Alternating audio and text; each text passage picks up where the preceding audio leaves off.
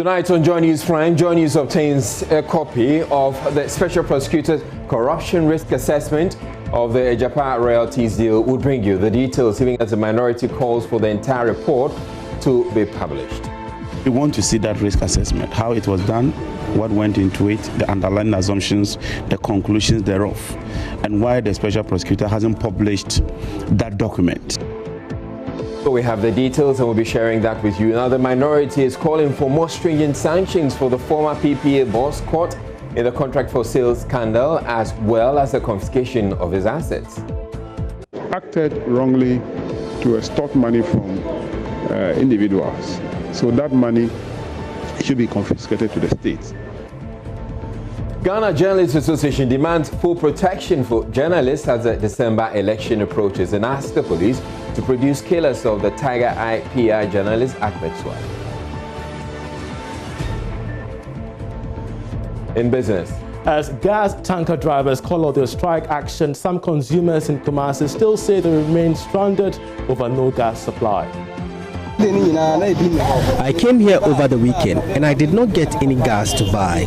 Today is Monday and I'm surprised there's no gas. My name is Israel and Joynews Prime is coming to you live from one of our studios at Kokomlimli here in Accra on your digital terrestrial TV, because we're free to air, and also on DSTV channel 421 and GoTV channel 144. This is the home of independent, fearless, credible and impactful journalism. Stay tuned in.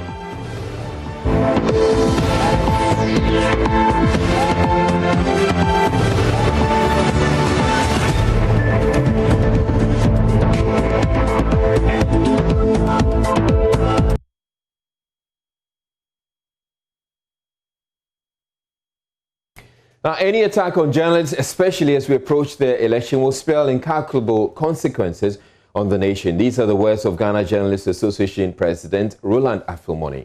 At the ceremony to commemorate the International Day to End Impunity against Journalists, Mr. Afilmoni placed a demand on stakeholders, especially in government and political parties, to protect journalists.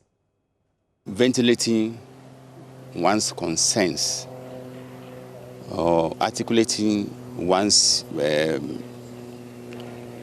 anger over attacks against journalists come with heavy price. But our system permits that.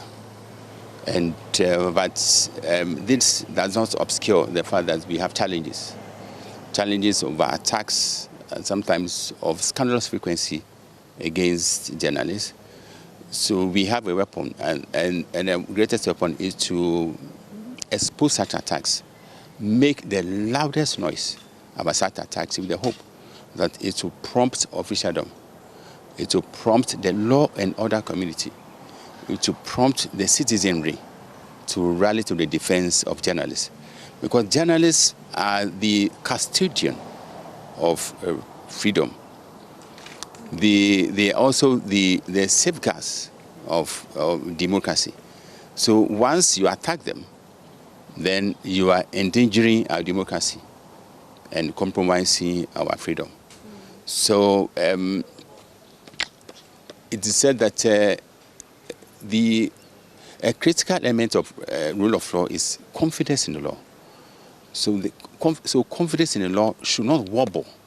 But confidence in the law should double, especially as where it was election 2020, which comes with a lot of risks to which journalists are exposed. So we are making a special appeal. In fact, we are demanding from officialdom, we are demanding from law and order community, we are demanding from all stakeholders that they should extend a special cover, more effective cover of protection to journalists. Because an attack against them will spell incalculable consequences for this nation. Mr. Afilmoni has also called out the police to flash out killers of Ahmed Swale and bring them to justice. This, according to him, will renew hope in the justice system and confidence in journalists to pursue their work. Ahmed Swale's blood is still pleading for justice. We were assured by His Excellency the President last year that the killers, and just last week he reinforced the assurance that the killers will be found. Our prayer, and we are inclined to believe that as the Commander-in-Chief, when he speaks, it carries through, we are inclined to believe that the killers will not only be found, but will be made to face prosecution. And if found guilty, they'll be punished to the fullest extent permissible under the law. This will help cut the cancerous spread of impunity, which rears its ugly heads in certain sections of society. Right. And so what has the police been telling you since these promises and stuff? You followed up to hear from them the stage of investigations, how far it's gone? To quote the police CID PRO, when we held a similar function here this year, the police are close to exposing the perpetrators and arresting them. To quote, they are close.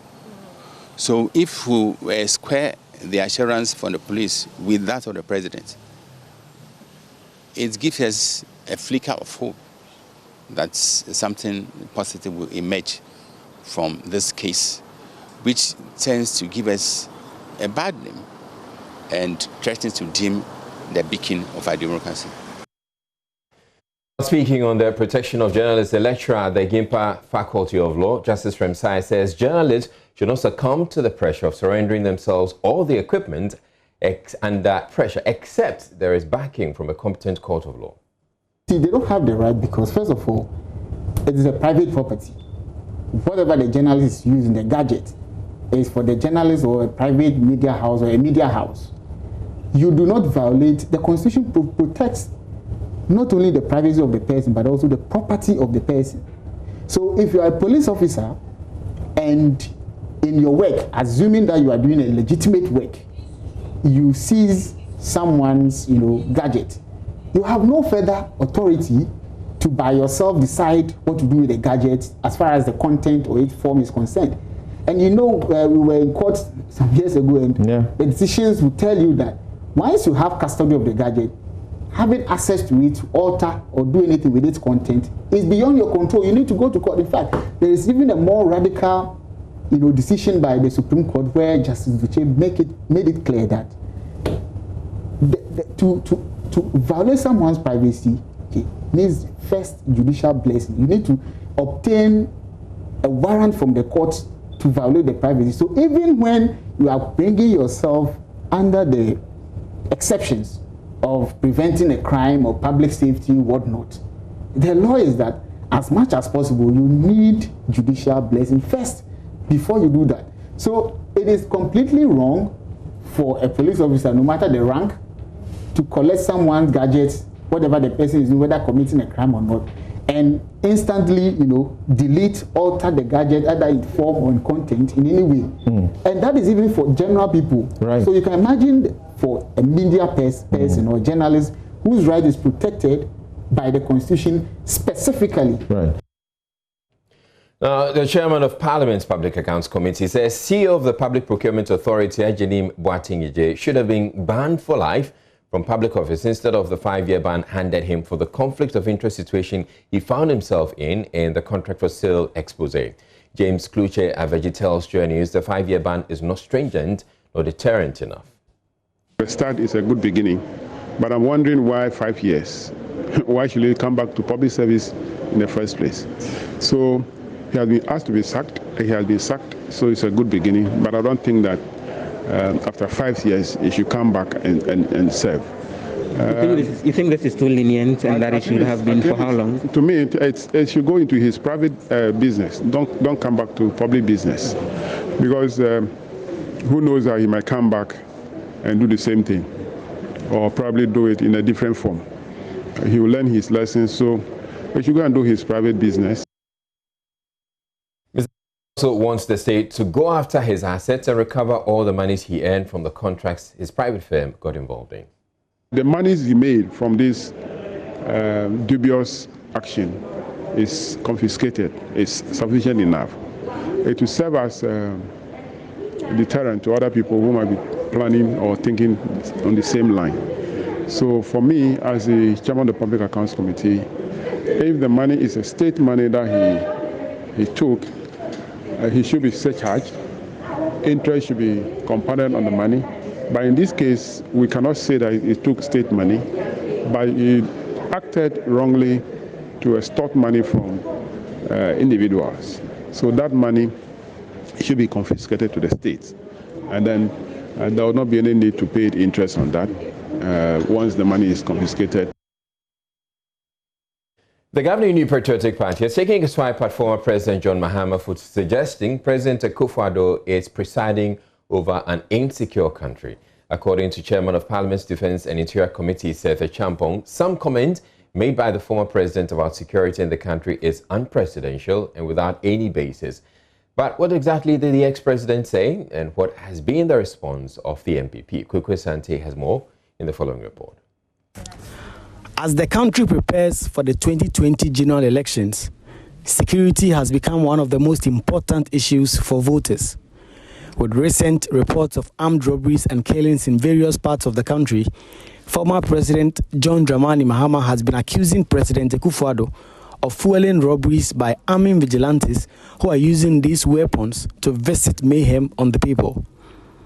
Here is President Mahama speaking at a recent campaign stop. I was a police for, ni soldier for, open a trauma any bulletproof vest, this I'm your man. Bulletproof vest though. The government is supposed to be protecting Ghanaians and must retool the police and army with guns and bulletproofs, among others. But now you have given the guns and bulletproofs to your vigilantes, and they are using it, whilst policemen have no guns. And we know these vigilantes. We knew them before you recruited them into the national security and into the police service. So during the week, they work as security men, and then on the weekend, they use it for armed robbery. Until during the week, or share uniform, or yet is a security man. Weekend, the part-time in Juma, armed robbery. So now the man is out from boy who buy or the acquire armed robbery, no the we can afford. But the New Patriotic Party has been responding. According to Chairman of Parliament's Defence and Interior Committee, Seth Champong, the allegations are false and without basis. The Mpraso MP added that the former president was setting the stage for his defeat. He spoke at the news conference organized by the party to respond to issues of insecurity in the country. His statements are totally false and unfounded, and he ought to be ashamed of himself. John Mahama has been using his campaign rallies not so much to rally support for his message as he has no message. Increasingly, he is sounding more and more as a candidate who has already accepted defeat. He has been on the ground and he knows very well that he's not on the ground. Honorable Seth Champong also outlined a number of things he says the government has done to retool the various security agencies in the country ahead of the 2020 general elections. Since 2017, we have made significant resources available towards improving public safety and security, enhancing the logistical and operating capabilities of the security services, investing in the overall conditions of service of the men and women responsible for public safety and national security, including the National Barracks Regeneration Program. We recognize the importance of our precious coastline. We have provided patrol boats to the police, foreign fishing vessels to protect our offshore oil and gas installations and to enhance security along Ghana's territorial waters. The narcotics control regime has been updated with the upgrade of the Narcotics Control Board to a commission with more powers to counter drug trafficking, which is a menace to our society. The Security and Intelligence Agencies Act has been passed to, among other things, enhance security at the district level. For the first time in Ghanaian history, a vigilantism law has been passed to check political violence, something that has menaced politics since colonial times. The national security apparatus has been made more accountable and transparent to the public through periodic briefings to Parliament. Drawing on his rich experience as a former Minister of Justice and Foreign Minister, President Akufo-Addo has championed regional security. You're watching Joynews Prime. We're taking a break, but still ahead in the bulletin. Joynews has obtained a copy of the Special Prosecutor's Corruption Risk Assessment of the Ejapa Royalties deal. We'll bring you the details, even as the minority calls for the entire report to be published. We want to see that risk assessment, how it was done, what went into it, the underlying assumptions, the conclusions thereof, and why the Special Prosecutor hasn't published that document. We have that coming up in a bit. Do stay tuned.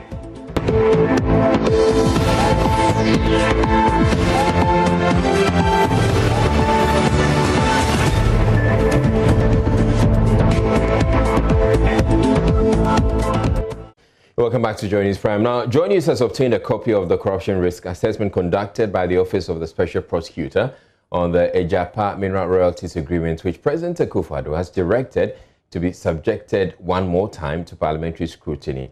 The Office of the Special Prosecutor in that report concluded there was alleged bid rigging in the appointment of transaction advisors for the Ejapa Royalties deal. Among the transaction advisors which are overseeing the deal is Databank, which is partly owned by Finance Minister Ken Ofori-Atta. A corruption risk assessment report conducted by the Office of Special Prosecutor also concluded the transaction advisors engaged other service providers using methods that are opaque and could result in money laundering and corruption. He says nepotism and favoritism could not be ruled out in how the service providers were engaged. My colleague Joseph Poku-Gakpo joins me in studio with more on this. Now, Joseph, what is the background to all of this? So on the 14th of August 2020, the Parliament of the Republic passed the Ejapa Royalties Agreement alongside 4 other associated documents. And government then indicated that the process is to get the said Ejapa special purpose vehicle floated on the London Stock Exchange was actually about commencing. Sometime around the 10th of September, the special prosecutor decided he would want to go ahead and conduct the said corruption risk assessment. He wrote to Parliament asking for details, wrote to the Finance Ministry. And eventually, according to what he published earlier today in his statement, a few weeks ago, in fact, just about 2 weeks ago, he concluded that, and on the 16th of October, he submitted the said corruption risk assessment report to the Office of the President. And he's been wondering how come nothing has been done about it till date. Okay, so finally, we have a copy of that report. So let's talk about the finding of the Special Office of the Special Prosecutor about databank and bid rigging. What does the report say? And so he makes the point that with the analysis that he's conducted, he's come to a conclusion that a firm in South Africa called Imara actually was paid some fees. Now, Imara is one of the lead transaction advisors. Mr. Martin Amidu describes Data Bank of Ghana as a decoy of Imara and makes the point that they are supposed to be paid money which would be in US dollars. He goes on to say the mandate agreement does not say how and when the decoy, which he used to describe Data Bank, was to be paid by Imara for a contract purportedly won and performed jointly. Then he goes on to then use the very strong words that you mentioned earlier. Yeah. The opaque arrangement in this contract negotiation process, not arising out of the Public Procurement Authority's approval, is what makes his analysis get to the direction where the said transaction advisors could have, how they were engaged, could have resulted in a process of suspicion when it comes to bid rigging and corruption activity, including the potential for illicit financial flows and money laundering in the arrangement of how the fees payable to Data Bank as the decoy was actually being paid, looking at the fact that it wasn't approved by the Public Procurement Authority. And then he goes on to say that looking at the role that Data Bank is playing and how it's linked with some of the officials, we have a situation where he thinks you can't expect impartiality and neutrality on their part as transaction advisors in advising the Republic of Ghana as an entity going forward and ensure that the rights of the chiefs and people of Ghana are adequately protected in that. All right. Then there's this bit about nepotism and favoritism. What does this say? If you could refer to the page where that is. This is when you look at around page 56 of the document in question. He goes on to make the case that there were some service providers that actually were contracted by the transaction advisors to help with the various processes as far as the whole running of the contract is concerned. And then he goes on to make the analysis and points to the fact that looking at how the service providers were contracted by these transaction advisors, whose involvement he is questioning, their opaqueness and all, he very much suspects that situations of cronyism, and he uses that word, nepotism, may have arisen in how these transaction advisors were actually procured to oversee some of these processes. And funny enough, he takes a shot at not just the finance ministry officials, but even in Parliament as an institution, that they threw the sovereignty of the nation under the bus by allowing for the establishment of a JAPA in a tax haven, and goes on to question whether they actually were able to do a good job on the document in question before allowing for its approval as far as that particular deal is concerned. So as we're seeing on the screen, this is where he references data bank and make the point that there was a zero chance arising out of individual interests at the Ministry of Finance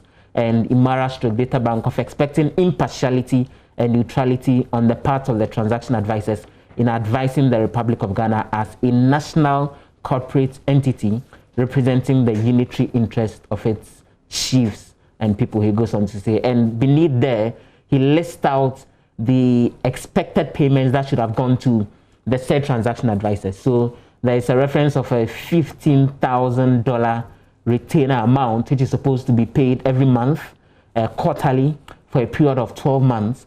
And then at the very latter part, he references the money that's supposed to go to them, an amount of 1.8% of the gross proceeds received by the government of Ghana, payable upon completion of the said contract in question. And in drawing attention to all of this, he goes on to make the point that when he does his assessment, Imara Corporate Finance Limited of South Africa and Data Bank are being paid in ways that he thinks, even these amounts that are being mentioned, no one would ever know how much they would gain in the end. And then he goes on to talk about the role of Deputy Finance Minister Charles Boahene, accusing him of, and he used a very interesting word there, stonewalling the whole processes, and goes on to say he appeared to have had a fair sense of some of these concerns, but went on to go ahead and append his signature to the mandate agreement itself and oversee the running of all the processes, which he thought was very much worrying. All right, so what is the eventual recommendation of Mr. Martin Amidu? This is actually in the final paragraph of the report that he issued around page 57, where he makes the point that this is, in fact, he says this is not a formal investigation. He thinks that this is more of an audit that's being done, and that if the president sees corruption as something that needs to attract a higher risk, the president should go ahead and get further investigations done into this for the necessary action to be taken. And additionally, in detailing the background as far as this work is concerned, he makes the point that it's more like a novel kind of activity that he's undertaking. And in giving that background, he goes on to give some quick details on, for example, the investigation being done into the Public Procurement Authority corruption, which he says to a certain extent, the contract for sale, which makes the point that is very much stalling to a certain extent because the identity of a certain individual has to be revealed, which he's still working on. And not just that, he goes on to talk about the Airbus scandal. He gave some background as far as that is concerned, and goes on to say government official one is a former president, and he's only avoided interrogation because of the upcoming election. All right. Thank you very much, Joseph Opoku Gapo. Now, this report by the OSP comes after the minority in Parliament demanded the publication of the entire report by the special prosecutor before the president even considers referring the deal back to the House. So Mr. Amidu had stated that he submitted a report to the presidency for action 2 weeks ago. The presidency response then asked the finance minister to return the allocation, relationship and investment agreement to the House for reconsideration. Member of Parliament's Finance Committee, John Jenapor, says there is no guarantee the minority will participate in the reconsideration after they walked out of the House the night when the approval was given. We are waiting to receive official communication. Before anything is brought to Parliament, it has to go through the proper procedure and due process. And so as we speak, we are not seized with any document. There was a one-sided approval in Parliament, and based on our standing orders, it means that there was approval. And so if they are coming back with that same document, then it can only amount to some changes. And we don't know the kind of changes they are talking about. Number two, we haven't even cited the report from the special prosecutor. We want to see that risk assessment, how it was done, what went into it, the underlying assumptions, the conclusions thereof, and why the special prosecutor hasn't published that document. We still maintain that that deal is a bad deal. We maintain that we ought to pull the brakes, build consensus, and ensure that we do the proper thing. We are just about rising this week. We don't want to see a similar occurrence of what happened. It's that same procedure that has brought us to this quagmire. I think that the president should exercise some amount of restraint and allow us to do what is right and go through the due process. So there's that chance that if it comes back, you, the minority, may possibly work out like you did the first time, depending on what you see in the final report that the special prosecutor wrote? The national interest is paramount to the minority. We are not interested in a walkout. We are interested in safeguarding the nation's assets. We are interested in doing what is right and proper. Our duty as a minority is to represent the people of Ghana and do what is right and proper. And let me assure the people of Ghana that the minority side, led by the Venerable Honorable Haruna Idrisu, would do justice to this and we would serve the interests of the country. You're watching Joynews Prime. We're taking a break to bring you business news. Do stay tuned in.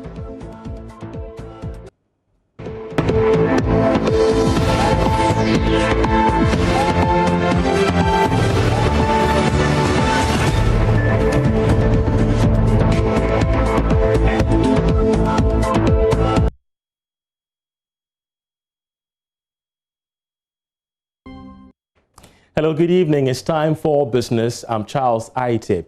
Now, gas tanker drivers have called off their strike, which resulted in shortage of the products on the market. Now, this comes after a crunch meeting with government on concerns that led to the industrial action. George Rafi has more in this report. According to the release from the Ministry of Employment and Labour Relations, the drivers have called up their strike, which started last Thursday. According to the ministry, government is taking steps to address all their concerns, which led to them parking their trucks and refusing to move the products to the various destinations and depots. The Minister for Employment and Labour Relations in the press release also assured all stakeholders in the industry to stay calm as government works to deal with all their issues raised. The communication is coming after a meeting with all the players in the industry, which included the General Transport Petroleum and Chemical Workers Union, Gas Tanker Drivers Union, and the Petroleum Tanker Union. The action by these drivers resulted in shortage of the products in some parts of Accra. The decision to end the strike could bring some relief to homes and some commercial outlets that depended heavily on the product. For some industry watchers, it's the hope that this could be the final move to address all the concerns of these drivers who don't experience the strike soon when things delay. Well, the impact of the strike is still felt in some parts of the Kumasi metropolis. Despite the announcement that the strike action has been called off, there's still no gas supplies in the region. Consumers of the products are still stranded. Prince Appiah has been monitoring the situation in Kumasi and now reports. The place is under lock and key. Most of the gas power stations in the metropolis are still under lock and key, and they have this signpost of no gas in front of it. No gas supply to the regions as of now. I've been speaking to some commuters, some consumers who are very worried about, especially taxi drivers who had come here for gas and are still not able to get access to it. I came here over the weekend and I did not get any gas to buy. Today is Monday and I'm surprised there's no gas. I don't know what to do. I have not worked since Friday. The little gas in my vehicle, that's what I'm using to look for gas to buy. I think I would have to go home and wait for tomorrow. So a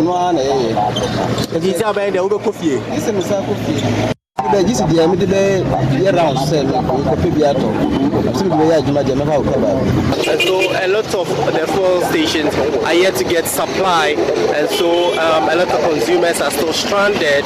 A lot of consumers are unable to get the gas for their domestic and commercial users.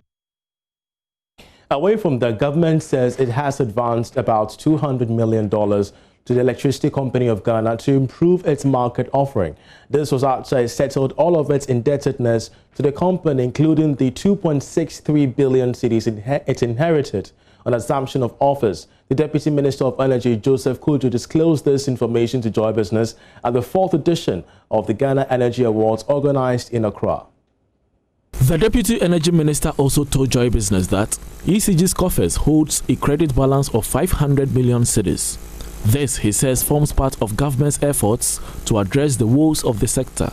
Indebtedness has been settled and a credit balance of 500 million Ghana cedis paid to ECG. So on that footing, which had become a burden for the utility, national utility ECG, this made it possible for ECG to operate soundly and to make sure that it's always continuing to supply us with electricity. Lifetime Achievement Award was bestowed on Kweku Ando Awotwe, board chairman of the Volta River Authority and the Multimedia Group. Other awards include the Outstanding Initiative to the Private Sector Fund and Exemplary Leadership Awards that went to Senyo Hosi, among others.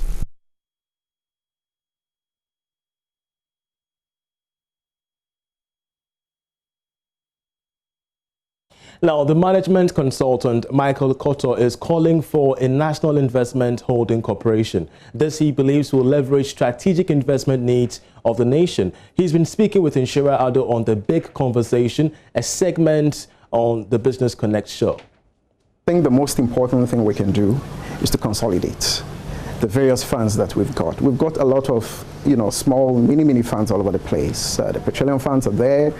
We've got a mineral investment fund for gold. We've got a couple of other, strategic funds that are doing things bits here and there. They are spread too thin.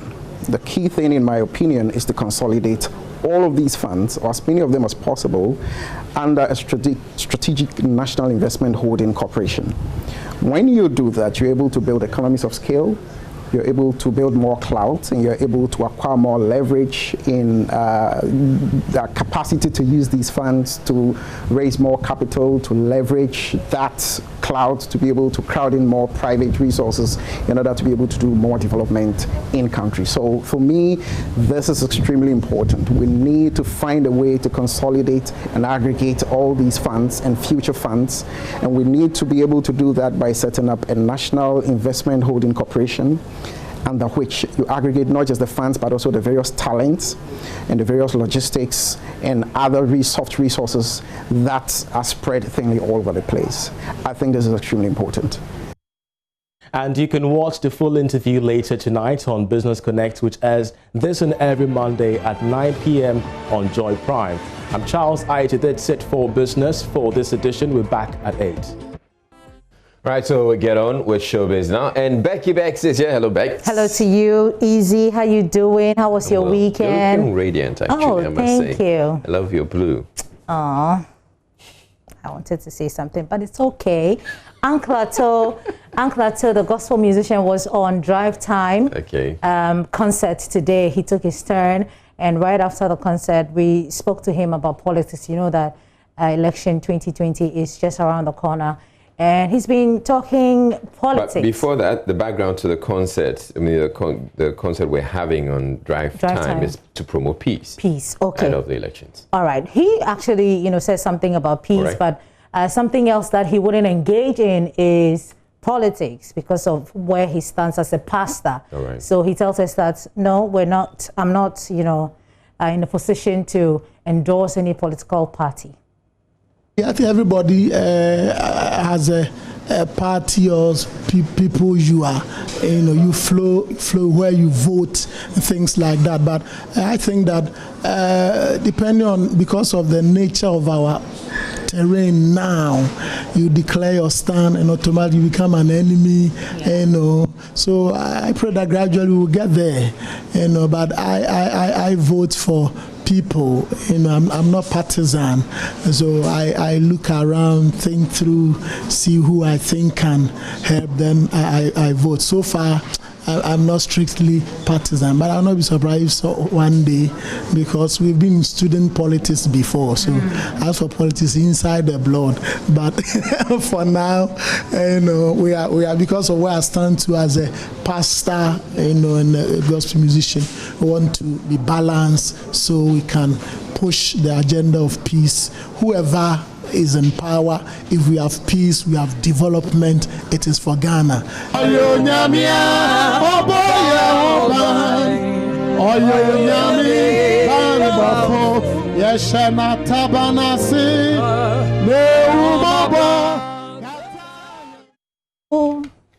Hallelujah. Praise the Lord. So for those of you who are not ready to endorse any political party, now, let's move on. Let's talk. But so others have been endorsing. Of course, but you see, it's very dicey, easy, because what Samini posted. Right.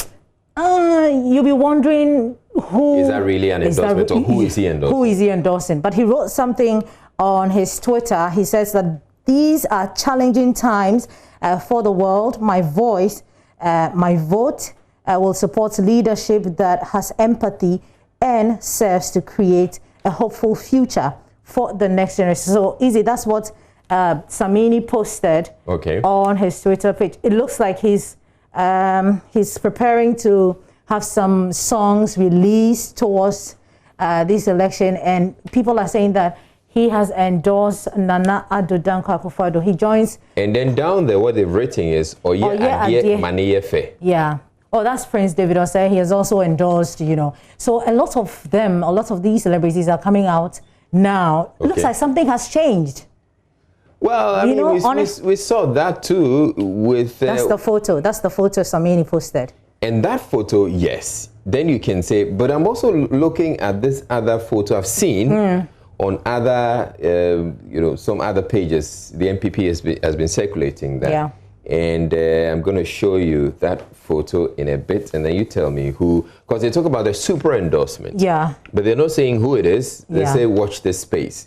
And then they have a gentleman showing. I don't know. You know, I think weeks ago, Samini was in Dansuman together with Esla Owusu, and he actually was sort of performing, and a lot of people didn't understand the reason why he was there. And he won't even explain to you. You know, they're playing with words, and they're playing with, you know, well, that's the picture. Who's that picture? who's that? That's Mighty, man. Okay. You know, the other name for Samini is Mighty. Nati. Okay. Nati, Mighty.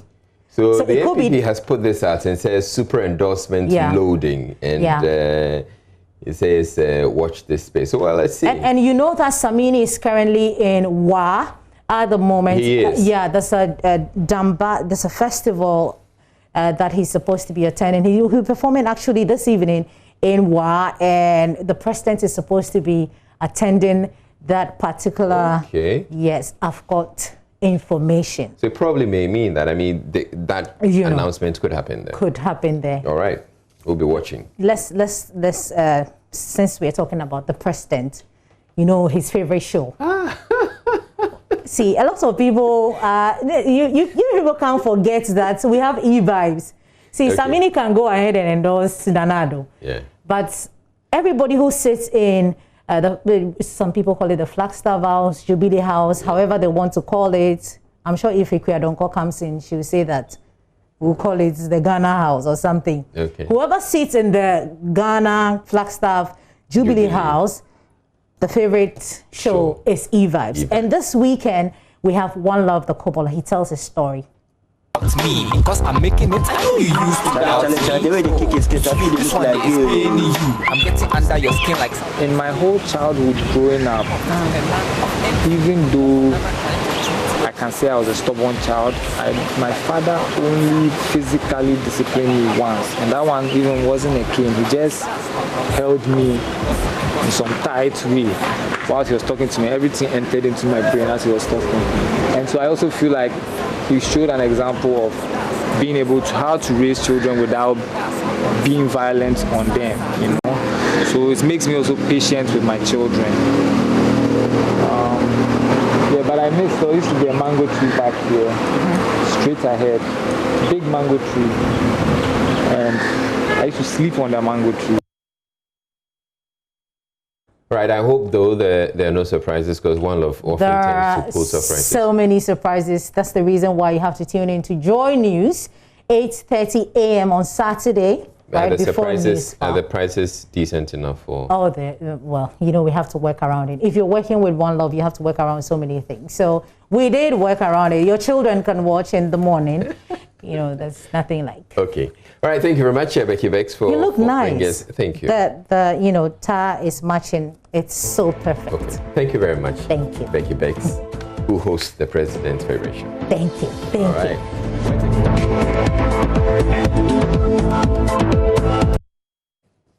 The board chairman of Cocoa Board has rejected suggestions board members and management of parastatals are receiving huge salaries and allowances, saying he gets paid 850 cedis when he chairs a board meeting. Akman Uswajamang is of the opinion such claims have the potential of destroying institutions. He said the salary of the chief executive officer of Cocoa Board, which was upped by the NDC government, has been slashed by 30% and could even be slashed again. Mr. Uswajamang spoke with MFA Apau on The Probe on the Joynews channel.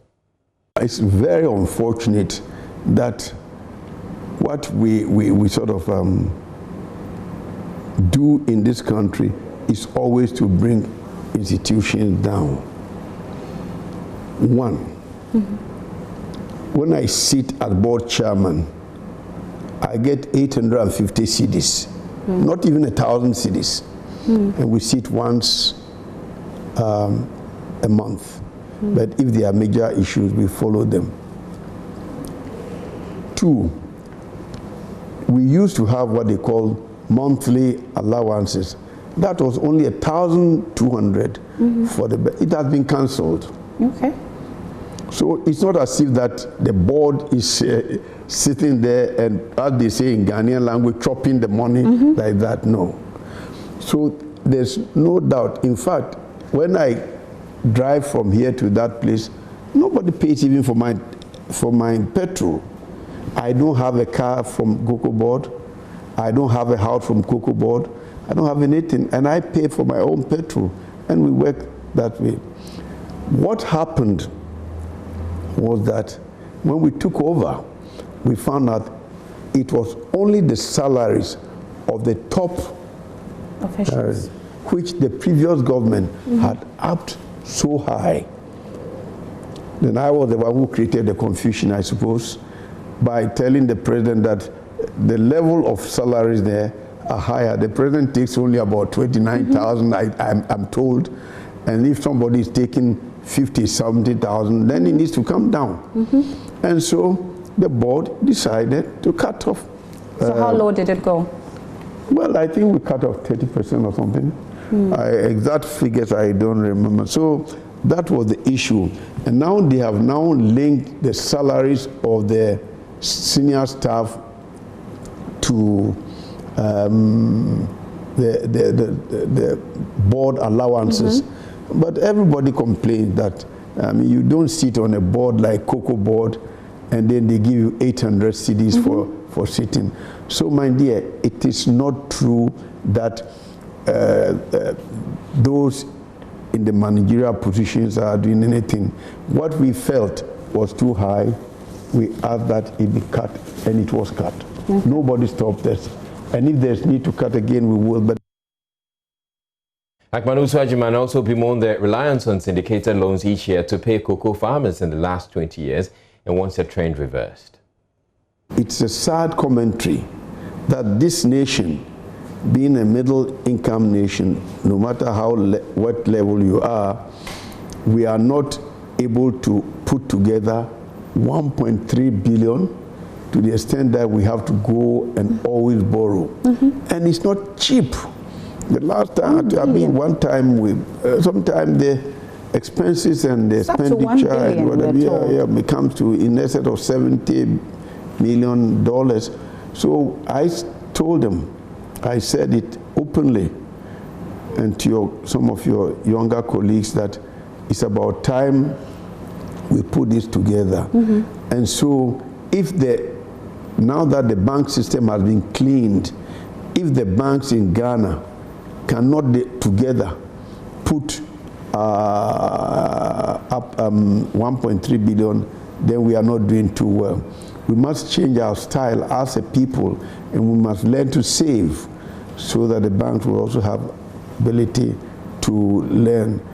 I have always been on the neck of the banks and saying that they are not fair to us. I mean, the risk they take is minimal, but the interest so high.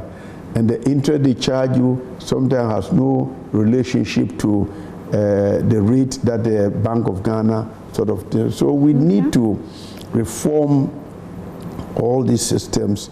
And I think that, having said that, with the minister that we have, this minister, he thinks the same as I do, and then that we think we should be able to, as soon as possible, begin to mobilize funds within the country for this. I have no pride at all in saying that we've been doing this for 20 years. No, we shouldn't be doing that at all. We should, by now, be able to find the money and pay the farm.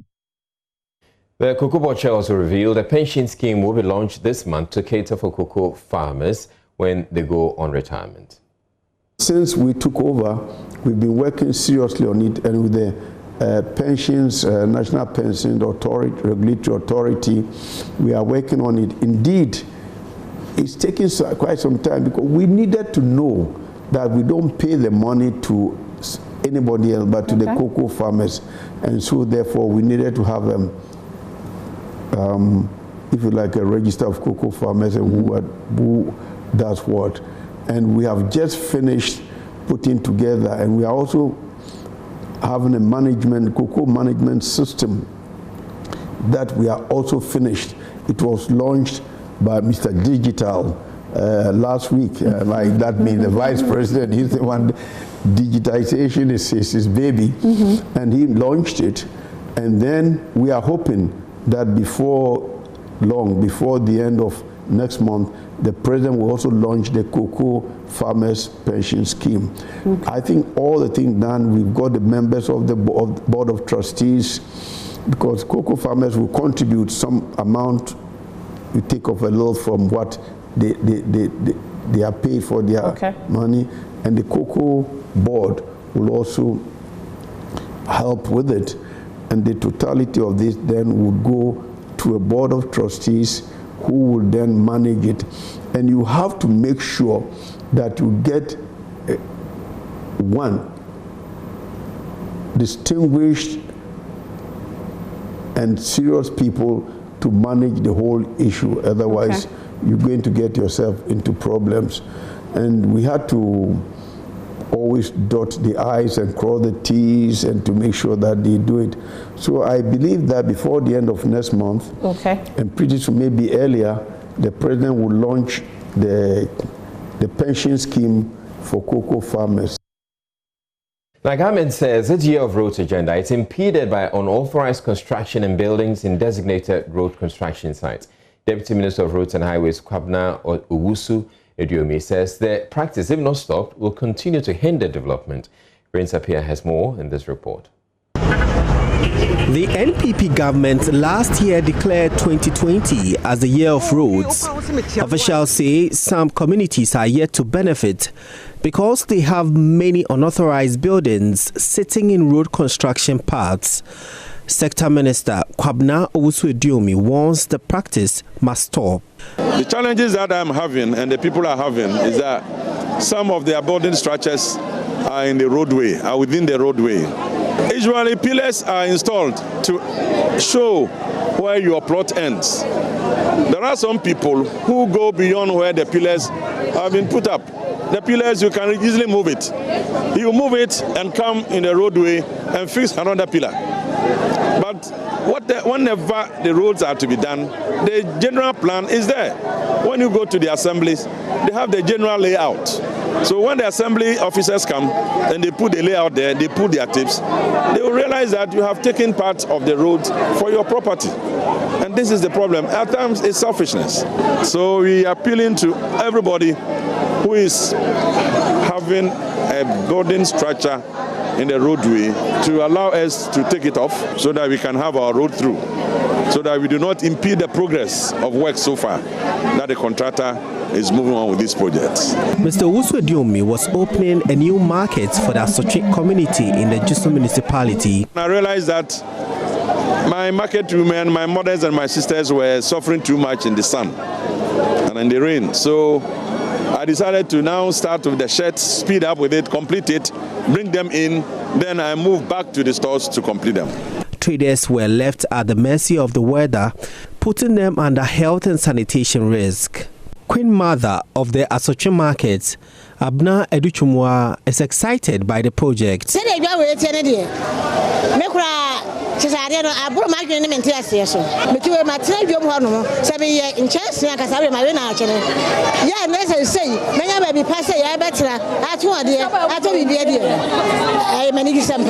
Mr. Diomi, who is a member of parliament for the area, also opened a 50-seater toilet facility for the Abnase community in the Juso municipality. Prince Apia reporting. 2 young girls have been stung to death by bees at Ewutu Kwame Rete in the Ewutu Senior West Region of the Central Region. The bees attacked the girls at a forest when they and their parents had gone to search for firewood. 3 other girls who were attacked are battling for their lives in hospital, while another 10 who sustained minor injuries are currently at home.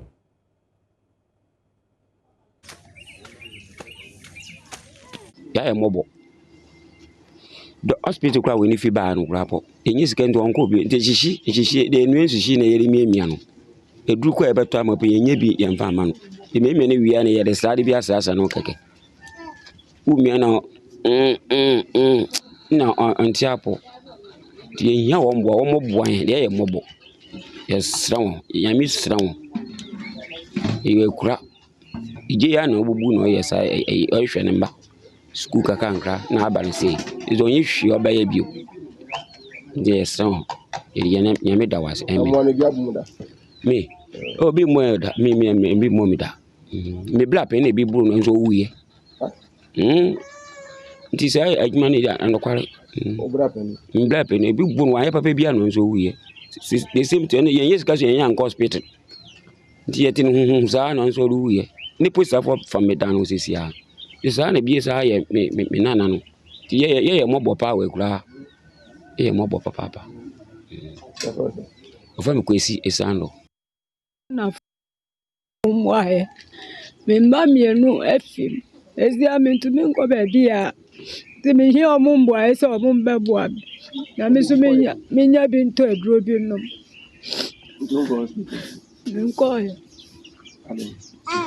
In this country, me just saw China may I do my menaska. Nemanaka, a full monum there. And the Benfugus or more hair, Quang, my first one. You who sent to us, I didn't know they see.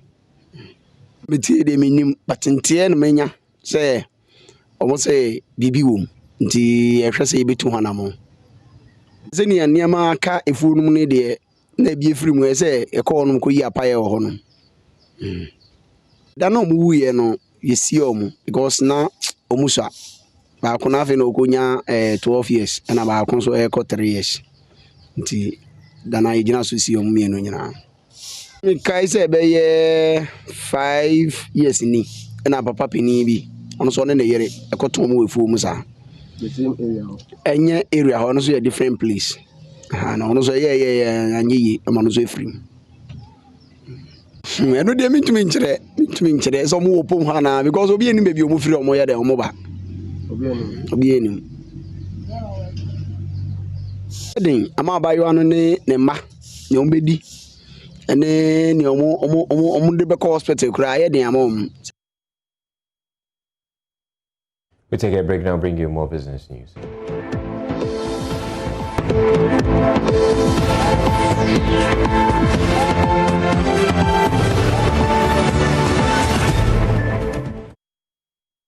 And it's now time for business. Now, Ghana's trade negotiation team is making an effort with the West African sub-region to consider locally assembled vehicles from Ghana into its tariff offer. If accepted, locally assembled vehicles could be part of either the 90% duty-free goods or classified as sensitive with its tariff as other products in the class implementation of the Continental Free Trade Agreement area, which is expected to begin from January next year. There is more in this report. Now, title sponsor for this year's Joynews Habitat Fair, Ecobank Ghana, is providing potential homeowners the opportunity to open a mortgage account at the Accra International Conference Center. Now, the move, according to the bank, is to afford customers a stress-free process in acquiring their dream houses during the event. This year's event, which commences on the 6th of November, is under the theme Affordable Housing Beyond the Rhetoric. Here is Head of Personal Banking at Ecobank Ghana, Kwesi Atobra. Reducing housing deficits in Ghana through our own initiatives was something that was good, and that's what's different about this year's before now Joynews Habitat Fair. It's now Ecobank Joynews Habitat Fair. And if you're coming for the fair, we are not just going to talk about the mortgages and asset.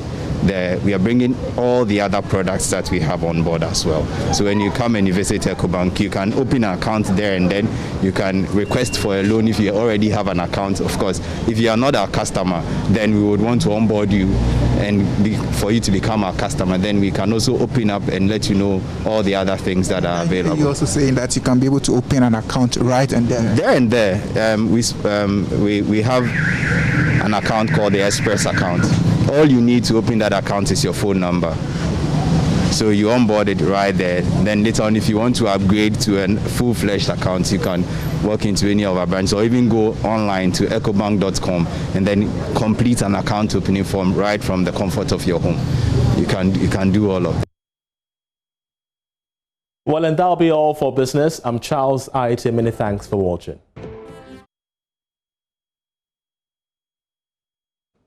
Now, Vice President Dr. Mamadou Bawumia says Ghana has always retrogressed in its development each time governance is handed over to the NDC. He cited the 2008 election when Ghanaians voted against the NPP government as an example of how the NDC, according to him, ruined the good work of ex-President John Ejekun Kufuor. He called on Ghanaians at Swami to give President Nana Addo Kufuor another opportunity to lead the country. Mahmoud Mohamed Nuruddin reports. The Vice President was speaking at Swami constituency in the Ashanti region, where he urged residents to vote massively for the party to continue what they have started. National health insurance, free maternal care, national youth employment, school feeding program, LEAP program, metro mass transit. President Fuoda Romane NPP, ABC Ghana, Mputujuma na Ahoy. Obe free abaining. Ye country Ghana for say, National Health Insurance Scheme, Free Maternal Care, National Youth Employment, School Feeding Program, LEAP Program, Metro Mass Transport. All these intervention programs were initiated by kind courtesy of President Kufuor and the NPP government. When he was leaving government, we told Ghanaians not to change NPP government and allow Nana Addo to continue, but they did not. We brought NDC back to government for 8 years. We slept in darkness for 5 years, which has collapsed many businesses. the Mahama administration could not pay national health insurance. The card wasn't functioning. The ambulance service collapsed. Teacher training allowance and nursing training allowance were scrapped. Arabic instructors allowance was truncated. There were no jobs due to IMF program. Nurses were unemployed after graduation. Common chalk in our schools was a challenge because we had changed a government and the new government sent us backward. We go back and forth instead of going ever forward. Arabic instructors allowance.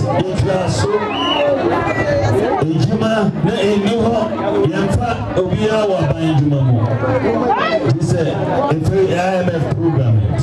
Now, this is lesson training. Nobody na fee na.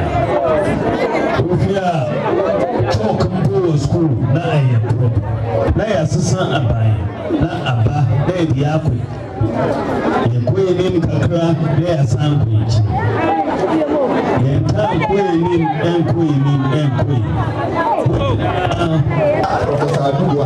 Dr. Baumia also told them not to forget to vote for their Member of Parliament, Oseche Mensah-Bonsu, who is bringing development to the constituency.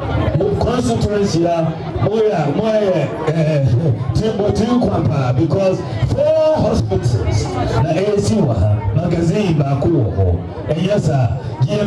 in fact, this constituency is very lucky because you have 4 hospitals being built here. One at Magazine, one at Kronum by GNPC. We are introducing 1 district, 1 hospital in. Well, that'll be all for Joynews Prime for this evening. We bring you a hotline documentary right after this Tuesday.